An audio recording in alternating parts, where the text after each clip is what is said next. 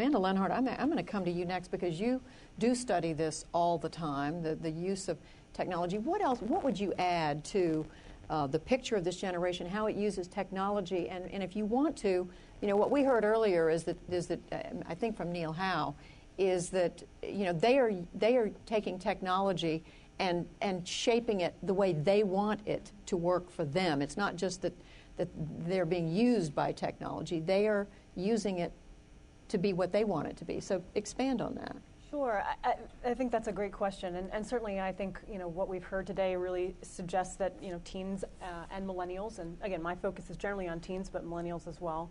And you can make the distinction. Yeah, there. And we'll make the distinction. I'll talk a little bit about some of the differences there, because if we really were doing a full cohort analysis, we'd be going to kids 9 to 20. We'd be going 9 to 29. So there are some things about teenagers who eventually will sort of roll into this cohort that we can talk about how they're different, how they're not different. Though of course there are always time of life issues, particularly with adolescents, and they're more surveilled, they're more controlled lives. Their parents are more in charge of their finances and their choices.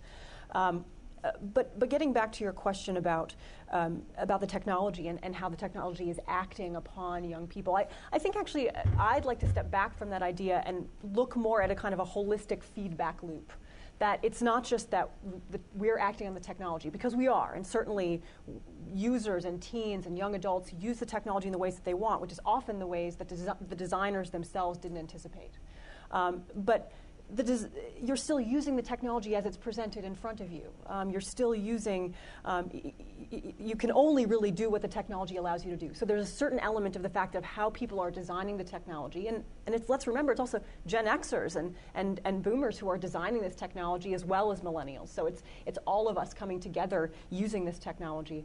And so I think you really still are constrained in the ways that you're using technology. And one good example of this is the change that we've seen in the blogging numbers. So, blogging has declined for both teens and young adults since 2006, 2007, quite dramatically.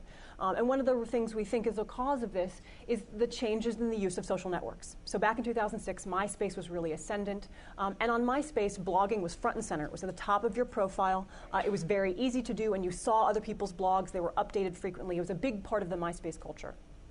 Fast forward to today, when people are moving to Facebook, not necessarily away from MySpace, as some of the data suggests, but moving over to Facebook and its affordances. But Facebook doesn't have blogging. Facebook allows you to do something called notes, but it's not something that the structure of Facebook presents to you. What Facebook presents to you is actually a much shorter status updates, in fact, kind of a micro-blogging. And that's where we see some of teens and young adults' energies going. So I think it's a mix. I mean, certainly designers are cognizant of what young people want and design things to fit those needs and niches. But at the same time, your use of that technology is constrained by what the technology can do. Okay, and I see you, Danah Boyd, nodding, and I'm anxious to have you pick up on any part of what she said, but I'm particularly interested in how young people are using social networks, not just to communicate, but it's their community. It's how they, Sure. organize friendships. And so. I think first off, what Amanda's saying is dead on. And I think that what we've seen is the rise of social network sites have come out at a time where, starting really with teenagers, they're in a social situation where they don't have the same kinds of freedom and flexibility that we took for granted in older generations. And it comes back to what the earlier panel was talking about, issues of a lot of fear. Fear have been unbelievably pervasive in what we've seen with teenagers, and it's continued on into young adults, such that a lot of teenagers that I went and interviewed, they weren't allowed to leave their home, right? This whole thing that we grew up with, be on your bike, get home by dark kind of attitude has pretty much disappeared. And so when one is a fear is a huge component of it. Another big component of it is overstructured time. A lot of, especially more privileged kids in the United States, spend morning to night in activity to activity to activity to activity because their parents think that this is good for them. A lack of geographic mobility, particularly in non-urban environments where they're reliant on parents for cars, where the geography is such that, being out on your bike is not necessarily a way to find where your friends are because of a lot of school choice and a reorganizing of the physical space. And what this all sort of comes down to is a environment where they're trying to find interstitial spaces where they can simply hang out.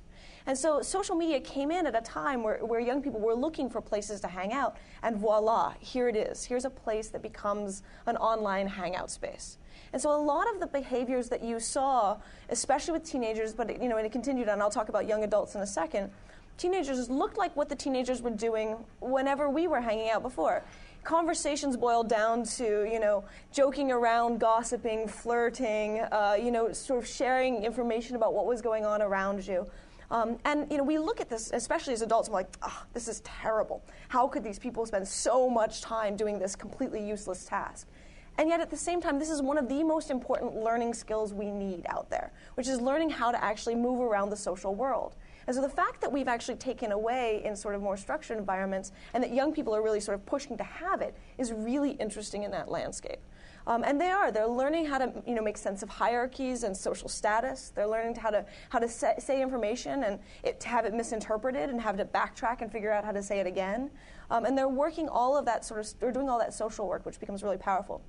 As they switch into sort of young adult spaces and finally have a little bit more freedom, both because they're finally of age to drive, they're in a different geographic environment, whether they're in the military, off at college, or in a work landscape, we see a sort of switch to more mobile uses. And a lot of the social media really combines with that.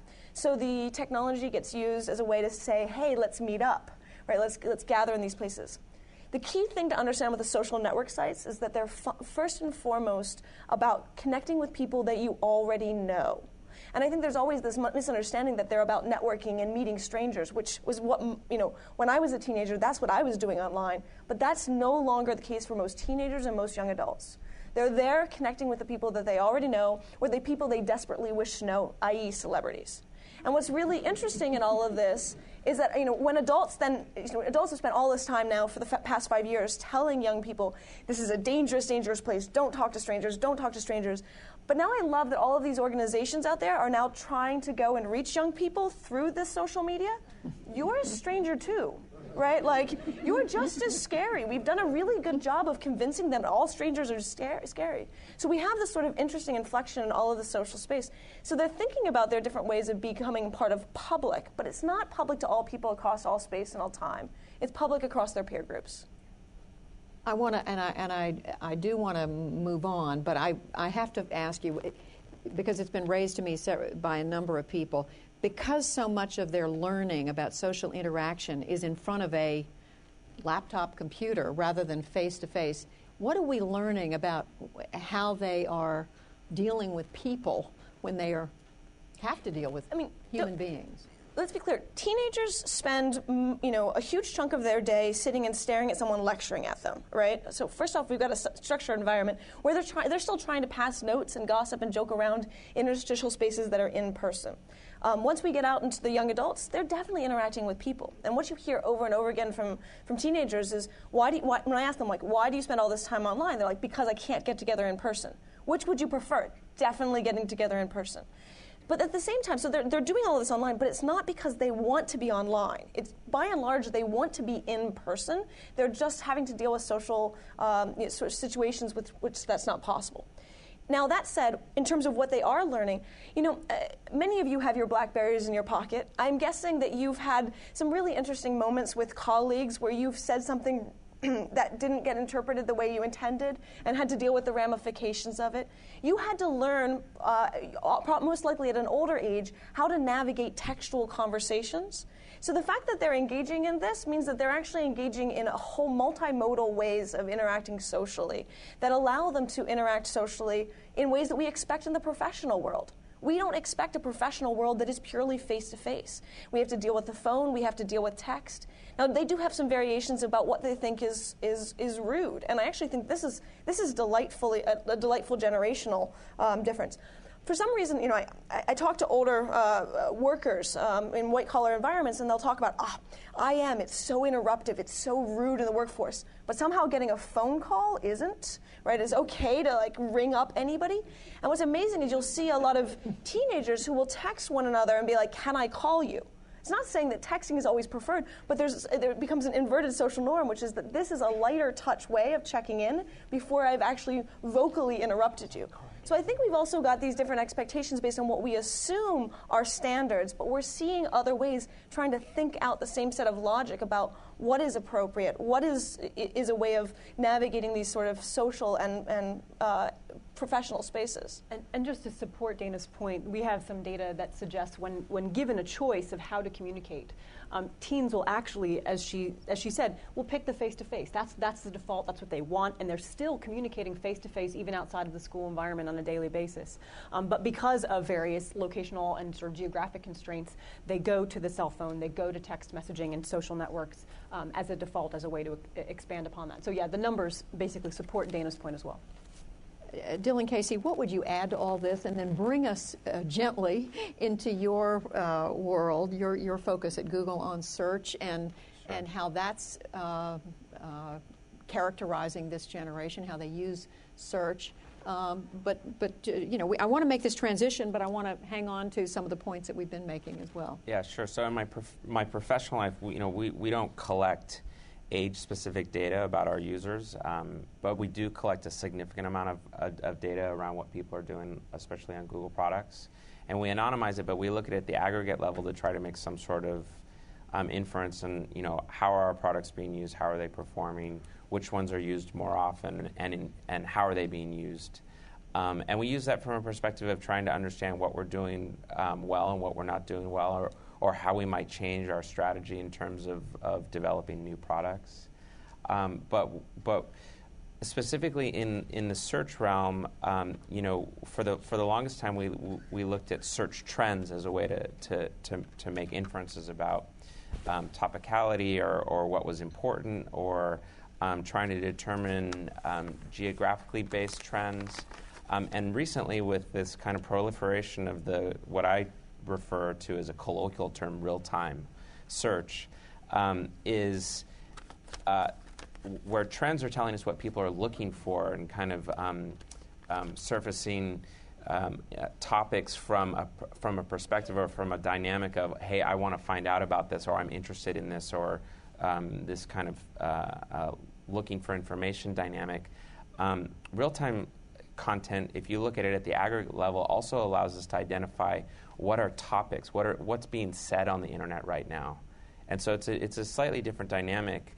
And when we spent a lot of time thinking about how we wanted to build the product, and what were the use cases, and who were the users that we were trying to build for, we realized that the reason that we couldn't avoid, because we really tried to avoid this term real-time search. I mean, because, and Danah probably knows from her time ago, like, speed has always been important, and real time has this notion of right this second. I thought it was already real time. Yeah. Well, yeah, I mean, all of search and the information that we can gather on the internet and then index and make available through different mechanisms, speed has always been important. But we think, and we've kind of our own analysis and research internally, is that real time has come about and is important, is because oftentimes the content that is being published via these different mechanisms, whether it's Facebook or Twitter or a whole host of different publishing platforms, is generally only useful or relevant for a small window of time. Like, if I say, oh, the traffic on I-95 is really horrible right now, like, nobody cares that I said that a week ago, but you might care if I said that 5 minutes ago or a second ago or an hour ago. And so we really focused on how can we make that. So we focused on the pipeline to get that content and put it in our index, and then make use of it, like make it searchable, make it relevant somehow. And so that whole process, from like thinking about it to actually product launch, involves a lot of thought around how people are using technology, what kind of information and feedback do we get, and it's interesting because we're a metric-driven company. It's all about numbers, and oftentimes we probably don't look externally enough for feedback or input, especially at the level. We're very uncomfortable with doing anything that's based on analysis that is specific to somebody's personal information. Mm-hmm. Right? Privacy is so important to us, and has been from the very beginning. And it's interesting because we have two twists on privacy. Internally, we're completely open with our information. There's no such thing as like secret projects. And because that's the corporate culture, is this idea that access to all of the information about what we're doing and what we're thinking and research and thoughts and meeting notes and stuff like that is essential for us to operate in the way that our founders and executives want us to behave. However, at the same time, we realize that we're in this position of collecting so much information about our users and internet traffic and the internet itself, and understand that if we don't go to great lengths to protect that privacy, then we'll basically just implode internally. And so we have a very interesting relationship with privacy and personal details. And so it creates a certain amount of tension internally to try to understand how do we adjust to what we're being told. I have a 4-year-old son who'll probably never, ever understand the concept of a compact disc, right? To him, he's just looking for play buttons. Whether they're on devices or on the internet, he just wants to play music by hitting this button. And so he's being shaped by technology, and then in turn, he's shaping the way that we develop products because, for example, we recognize that a huge number of searches on Google were music-related or entertainment-related. And so we said, okay, well, we need to figure out how to, address that. And so we develop products, and now you can go to Google and you can search and just hit a play button. And so there's an interesting dichotomy and interaction ecosystem between how young people that are new to technology and new to accessing information are affected by it, and then in turn how their interaction with that technology affects the actual production and development of it. Danah. Can I take up the point about privacy? Because it actually makes me think something that's really critical. There is a large myth out there that young people don't care about privacy. And I think that really needs to be dispelled in all of this. Young people care deeply about privacy, but how they actually think through privacy looks very different than older folks. And I think actually it's more life stage issues than anything else. But we sort of can tease some of this out. First off, there's also a distinction between what we talk about in more industrial conversations about PII, personally identifiable information, and what I talk about jokingly as PEI, personally embarrassing information. And I actually think that the latter is what young people are much more concerned about than the former, right? And they're really thinking through what are the social elements there. The other thing we have to sort of take into account in all of this is what kind of environment they're living in and the kinds of ways in which they interact socially. So, you and I might be having this conversation as friends in the schoolyard, talking back and forth, and, I tell you things, you might forget some of it you thought was really interesting and you decide to share with the room. And this is a perfectly reasonable way in which we have regular conversations. Part of it is that this conversation, except for the fact that we're mic'd and cameraed and all sorts of other things, would be private by default, public through effort.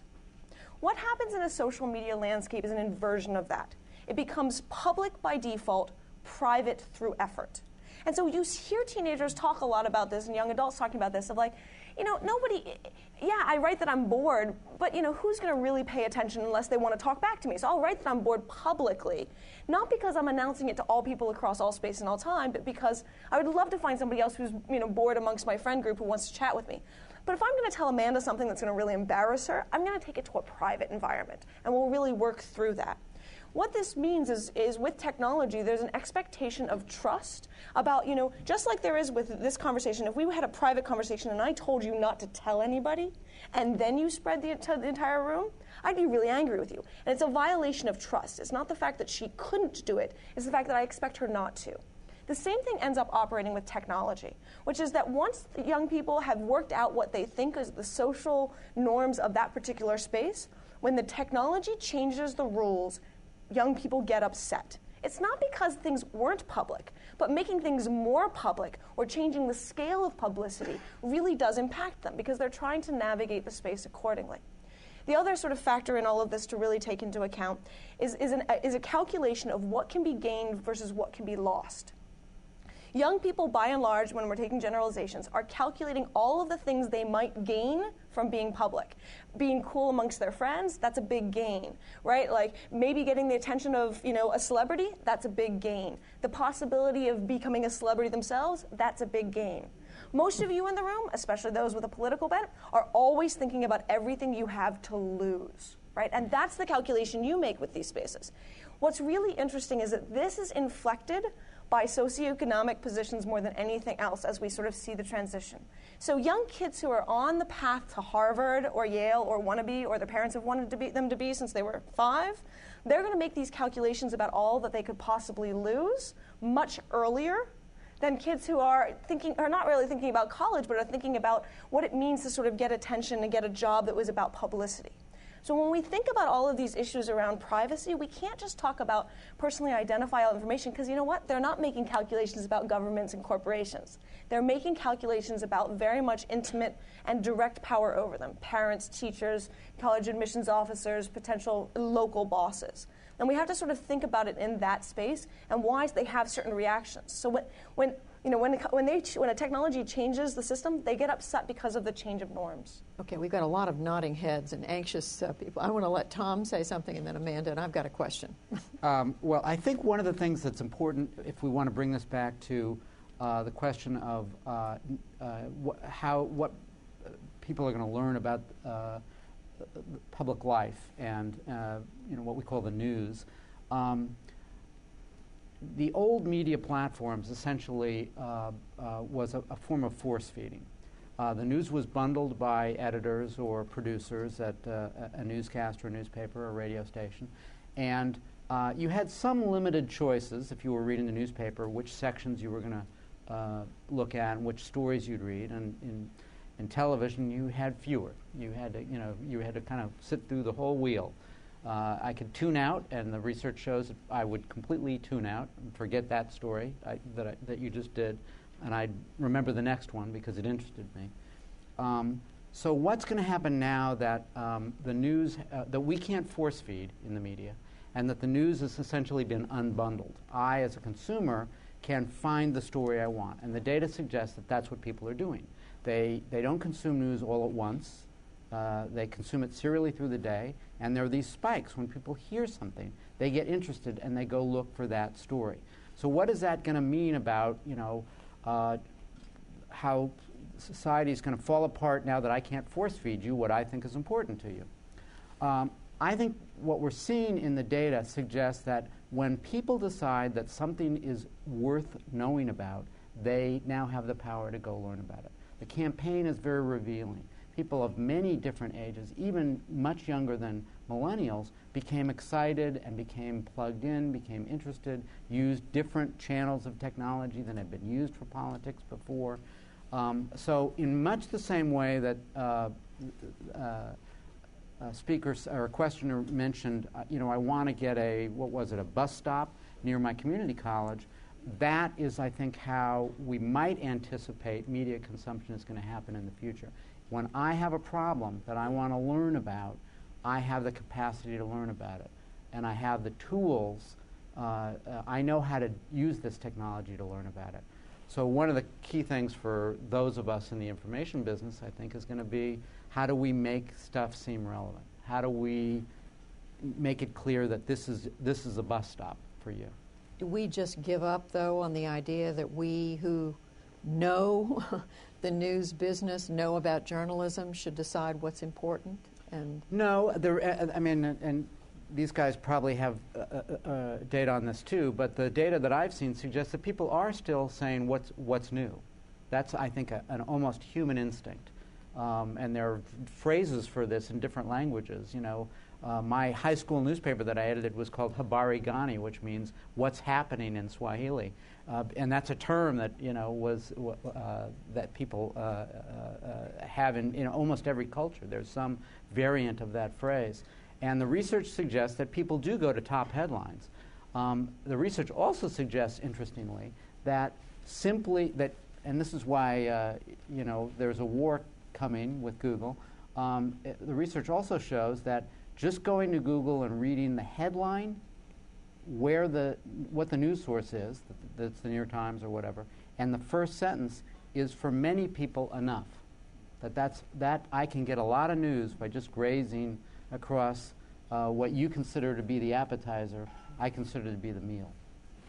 Amanda, you want to? So yeah, I wanted to actually go back to the point that Danah was making, where she was talking about the difference between public and private, and come back and talk a little bit about some of the places of conflict between young teens or older teens and millennials and older generations around this public versus private. Because I think what happens, and in my own work, I get asked a lot about like, well, don't teenagers and don't young adults know that like employers and college people are looking at their profiles? Why do they put all this information out there? And as Danah pointed out, a lot of it has to do with this fact of not necessarily being concerned but having in your mind a particular audience. But I think what happens now is because everything is public by default, there's no way to do what we do in our personal and sort of physical interactions, which is code switch. You know, the way I act to my mother is different than the way I act to Lee Rainey, my boss, and the way I act to Danah Boyd. And when I'm with Danah in person, I can make those calculations and calibrations. But when I present myself in a digital space, I don't have that ability to make those kinds of nuanced choices. Or if I do, it's a little bit of a blunt instrument. It's like a hammer instead of a fine-grained sort of laser tool. And because of this, you get into situations where, I think this is an example you used at one point, Danah, where there was a young man, African-American, who was wanted to be admitted to an Ivy League institution, and he had gotten in and he had great grades and he was doing really well, and then an admissions officer goes and looks at his Facebook profile, gets access to it in some manner, and sees that he's throwing gang signs and that he is, associating himself with gang activity. And the officer thinks, oh my gosh, we don't want this person to come to our institution because they're going to bring this gang activity. But what we're not getting is that he's doing that to be authentic in his friend group. It may not actually be that he's a member of a gang, but he's doing that to build that kind of rapport and authenticity in his network of peers, which is the audience, and the audience that he's thinking of. So what I think all of us is a big challenge for all of us as we go out and start interacting with millennials, interacting with teens, is remembering that when we look at their online self-presentation through a social network, on Twitter, you're not the intended audience, and that if you're just interacting with this person in another medium, the way they may be showing themselves to you would be very different, and we need to take that into account. But aren't they now able to make it private much more easily than they used to? No. Not only are they not able to, Facebook keeps making it harder. So for those of you who didn't pay much attention in December, Facebook changed the sort of default privacy settings and have proudly announced that 35% of the population went out of their way to change the settings. That means that 65% made their material public. And I'm watching this data streaming in, and I'm watching all of it, and it's not meant to be public. And one of the most heartbreaking cases that I actually had to deal with in the fallout of this was a woman whose ex-husband was after her daughter. And they had moved across the country to get away from the situation. The daughter and the lawyer and the mother had sat down in very detailed discussions, talked about how to make this, to allow her to have a life, and then having a life in high school required her to have a Facebook, had really gone out of their way to create a Facebook with her, with all of the privacy settings set down, brought in a tech guy to help sit it out. December rolls around. She didn't know what she was doing. She clicked yes, straight through. Everything was suddenly public. And so one of the things that's really frustrating in all of this is that most people, and Amanda's data shows this over and over again, it's like, yes, there are people that are going out of their way to figure this out. There are definitely people who want it, but the technology is not making it easy. Very true. And we are seeing this sort of being a constant conflict, and there's usually a public justification, especially using the rhetoric of young people don't care about privacy. And one of the things I think that really also needs to be highlighted is that the young people who are least privileged in our society have a lot more to lose by a lot of what goes on in these systems. And we really have to think about what kind of structures we need to put in place to help those who are most marginalized. Aren't we asking, through all of this, underlying all of this, it seems to me one of the points is that we are asking these young people to make these decisions about public-private much younger than previous generations. They're being asked to make some pretty profound or consequential decisions at a much earlier age. Am I right about that? Absolutely. If you think in the past, we have, think about juvenile records. Your juvenile records can be sealed. If you commit a crime or engage in some kind of activity when you're under 18, that doesn't count when you're an adult. And that's partly because we've decided that young adults and people under the age of 18 at least don't have the same kind of judgment that you do when you're older. And yet now we expect them to have that same kind of judgment in their sort of ability to determine what's appropriate for self-presentation, when we don't necessarily expect them to have that kind of judgment in their actions. And I would argue that actually this is changing for all people of all ages. That we're seeing a lot more persistence of data today ever. And I say that even for those of us who were speaking out in public, right? If you're a journalist out there, you might have written a newspaper article that might have gone into microfilms in some library off there. Now this is easy to pull back of the thing you wrote 10 years ago that, you know what, was kind of embarrassing, right? So we're seeing a persistence that goes out. What is challenging for young people is that they're trying to find spaces where there are other young people there. You know, one of the things I'm kind of entertained by is that in most of my interviews lately, I've been reminded that Facebook is for old people. Because it's now what's fun about hanging out with your parents is they're reminiscing about their own high school experiences. That's kind of lame. And so we're seeing all of these different inflections about public never meant all people across all space and all time. And I think professionally and socially and personally, we're having to deal with a level of information persistence, information searchability, information replicability, information scalability that we've never seen before. If they're not doing Facebook, what are they doing instead? I think they're still on Facebook. They're just not passionate about it like they were. Their parents are deeply passionate. It's fascinating. Dylan? Yeah, I mean, it's true, right? There's probably a lot of photos that I wouldn't necessarily want shared of myself that are in a box in my closet. But for kids today, and for this generation, they're all online. And to both Amanda and Danah's point, it's just behind the click of a button, and that's kind of scary, and there's significant ramifications from that, and I agree that it's really important, and it's kind of the responsibility of everybody that is developing these technologies and building these products to really think hard about that, and speaking on behalf of Google, we spend a lot of time trying to do that, and we make mistakes. And when we do, we try to say, hey, we made a mistake, and we're trying to fix that right this second. Of course, your friends are now scanning up those photos and putting them on Facebook for you. Yes, I know. And all Judy's of got them here. They'll be on screen. No, but and that's you're absolutely right, and that is just the reality that we live in right now, and we need to figure out ways to have rigorous discourse around what we're going to do about it and how we're going to handle it. With all of this, I want to try to project ahead to what this may say about this generation as it gets older in the workplace and so forth. So feel free to weigh in on any of that. But as I think about search again, I'm thinking about what one of the young people said in that video that we showed. I remember her very well. Columbus, Ohio. She made the comment about, we're just so used to getting answers to everything right now. Right. We met another young woman in Birmingham, Alabama, who said, we think all the worst problems in the world, whether it's AIDS or anything else, can be solved because we know where to go to get information. We want answers. We want to get it fixed. Right. Do you at Google think about these kinds of things when you think that this younger generation is now, they've been weaned, they've grown up expecting answers immediately to almost everything? Well, yeah, I mean, I hear it every single day in one manner or another that speed matters. And, of course, that's probably pretty specific to just some of our products, but I think in general, the notion, as bandwidth improves, as access to the internet improves and more people get access to the internet, along with that, the importance of how quickly they can get the content that they're looking for becomes important as well. I think, what's interesting, whether it's news or blogs or web pages, to the extent that people can either have a browsing experience where content is just being pushed to them versus when their experience is really around, okay, well, here's what I want to find out about. And there's so many different ways that you can engage with content with those different dynamics, right? Statistically, we see that there are fewer people that are going to the internet, or at least our properties, just in a browse mode, right?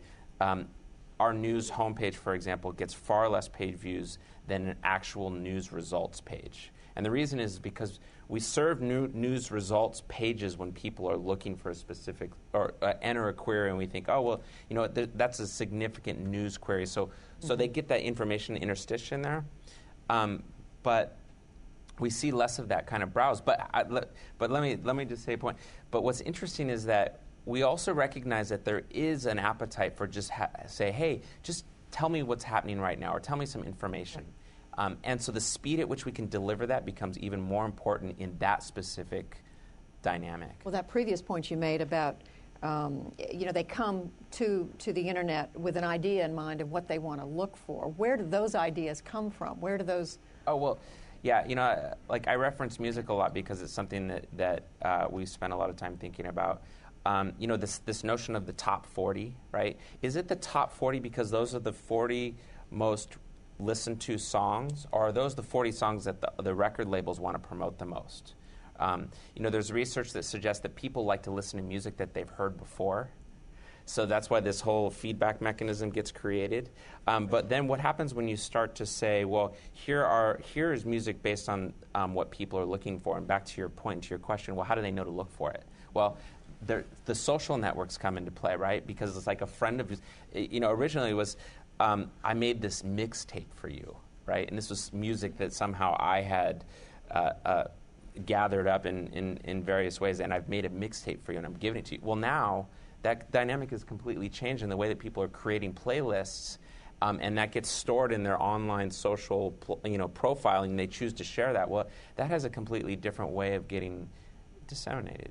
Tom, bring this back to news and information and where it comes from and where these ideas get planted in their head. I mean, is it because one of my favorite quotes from a consultant we interviewed a few years ago for this project, she said, young people, she said, they may not go to news as much as older generations. She said her most memorable comment from I think a young teen was, I don't have to go looking for the news. When something is important, I'll hear about it. My friends will text me, or it'll show up on Facebook. Right. If you look at sort of what was the most important sort of finding in media research in the 20th century, it was that media doesn't tell people what to think, it tells them what to think about. And now that force feeding is changing, they are getting their cues about what to think about from many more places. The authorities that people have may be a friend who they think is cool and has knowledge of things that they are interested in, and says, oh, I like this college, or I think Barack Obama's neat, or I'm interested in this. And that suddenly becomes an agenda-setting influence. So I think that part of it has to do with what's important. What are my problems? What are my needs right now? If you go and you study pedagogy, and you go to a room and say, when's the last time you learned something new? People will tell you about a situation that they were in where they actually had a need to learn this stuff. Now, it may be an artificial need, maybe a test tomorrow, or it could be that you're suddenly on a sailing ship, you've never been sailing before, and you're going to have to learn to tie these knots or you're on vacation and suddenly the Mayans are interesting because you're there and the ruins are in front of you. So I think the issue is going to be, where are the cues coming from? Where are the agenda-setting, influencing things coming from? They're no longer controlled by the media, but the curiosity can be satisfied by the media. I want to take this up. Over the holidays, I was in a movie theater, and I was delighted to watch two parents clearly arguing about who was in a movie of the past. And the kid kept going, "You're wrong. You're wrong. Right? Here's the right answer." And this idea that it wasn't about memory, which was the game of keeping information of the past, but in some ways there were certain things that were facts, and IMDb had them, and parents didn't. And of course, the parents kept getting more and more frustrated, being like, "But I remember it right." And "You're wrong."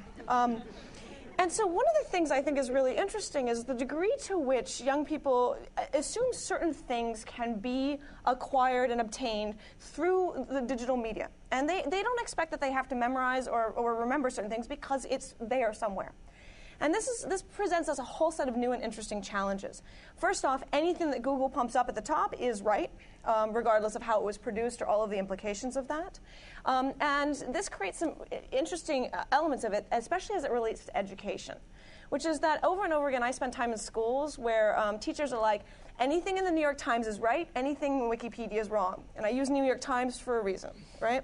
We've had ongoing fraught questions about how news is produced and how we have to think about the truthiness, shall we say, of said news.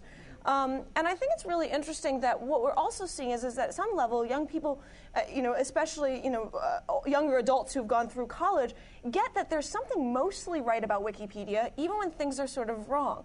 And here's what I think is absolutely critical about Wikipedia, which becomes essential for thinking about these kinds of things, which is that every single edit on Wikipedia is publicly documented, which means that you can actually see the history and the biases of all of these people and all of the changes as this article got battled out to make. You don't get to see what happened in the editing room of a newspaper, or how that news story got spun to have a specific kind of headline that, of course, gives a totally different slant to it. And what's really interesting is to think about crowdsourcing as a meaningful means of information aggregation and access. And I think I don't know what that means. That taking all sorts of people in to sort of produce it at once rather than having an expert. And so to the news point, what we see in terms of status updates being a source of news is the idea that crowdsourcing, my friends will collectively tell me what is relevant so that things will bubble up as it relates to me. Information around there will bubble up, and it will slowly get worked out and negotiated as sort of more data comes in. And I think we have to think about that changing landscape. Right. And I think the part that I think about when talking about news, when talking about music, when talking about crowdsourcing, is this idea of digital curation, that in our lives today, in the past it was the news media that curated things for us. It showed us what to look at and where to go. Books and book publishers did the same thing.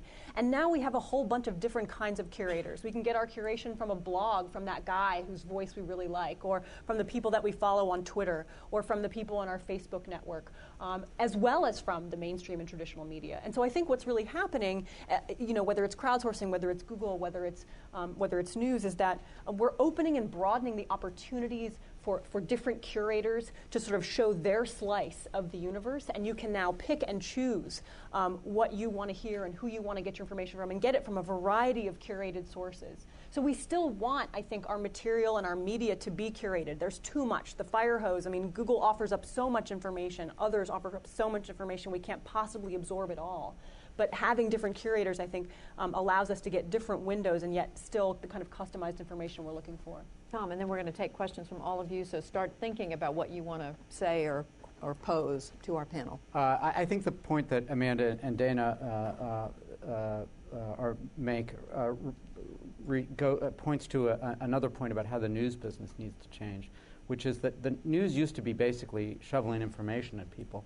Information is now a commodity in such wide supply that it has limited value, and you can't really charge for it, at least at the moment. But information that does more than simply provide facts to people, that may be unique, that can't be found anywhere else, that authenticates, that accomplishes something more than simply telling you what movie was he in or who was that guy.